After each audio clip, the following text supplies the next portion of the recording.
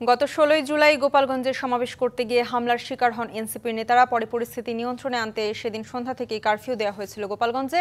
আজ ভোর ৬টা থেকে রাত ৮টা পর্যন্ত কারফিউ শিথিল রয়েছে গোপালগঞ্জে। সেখানকার আরও খবর জানাতে আমাদের সাথে যুক্ত হচ্ছেন সহকর্মী মনিরুল সোহাগ।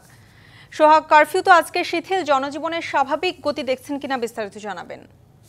আপনি জানেন যে আসলে প্রায় ৩ দিনের মাথায় এসে পুরো দিন আজকে কারফিউ শিথিল করা হয়েছে। এর আগে গতকাল দুপুরে ৩ ঘন্টা কারফিউ শিথিল ছিল, জনজীবন যাতে চালিয়ে নিয়ে যায় জীবনযাত্রা সেই কারণে। এবং আজকের এই কারফিউ শিথিলের ফলে কিন্তু যে সকল দোকানপাট এতদিন বন্ধ ছিল, ব্যবসা প্রতিষ্ঠান বন্ধ ছিল, সেগুলো ধীরে ধীরে খুলতে শুরু করেছে। এবং সাধারণ মানুষ যারা ঘরে আটকে ছিলেন পরিস্থিতির জন্য, তারা কিন্তু তাদের যে প্রয়োজন সেই প্রয়োজনে তারা বাইরে এসেছে। আপনি গোপালগঞ্জের চিত্র দেখতে পাচ্ছেন, অর্থাৎ এই গত ৩ দিন ধরে সড়কের যে শুনশান নীরবতা ছিল সেটি কিন্তু ভেঙে আজকে অনেকটাই স্বাভাবিক জনজীবন এবং যানবাহনের উপস্থিতি কিন্তু বেশি দেখা গেছে। সাধারণ মানুষ তাদের উপস্থিতি কিন্তু বেশি রয়েছে এবং যারা ব্যবসা প্রতিষ্ঠান চালান এবং দোকানপাট চালান তারাও কিন্তু তাদের স্বস্তির কথা বলেছেন। শাইনি চুলে এখন হবে সব হেয়ারস্টাইল সিল্কোর দ্বিগুণ শাইনি চুল প্রতিদিন।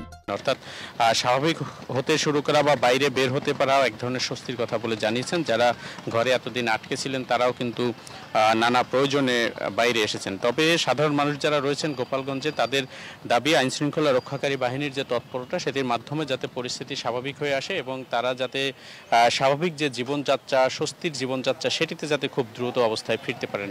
আপনি জানেন যে মামলাগুলো হয়েছে, সেই মামলায় যারা আসামি এবং সন্দেহভাজন যারা রয়েছেন, যারা ঘটনার সাথে সম্পৃক্ত রয়েছেন, তাদের গ্রেপ্তারের অভিযানগুলো চলছে। এরই মধ্যে বহু মানুষকে গ্রেপ্তার করা হয়েছে এই ঘটনায় এবং বাকি যারা রয়েছেন সম্পৃক্ত তাদেরকেও গ্রেপ্তার করা হবে বলে জানানো হয়েছে পুলিশের পক্ষ থেকে। তো গোপালগঞ্জের এই মুহূর্তে এই ছিল পরিস্থিতি।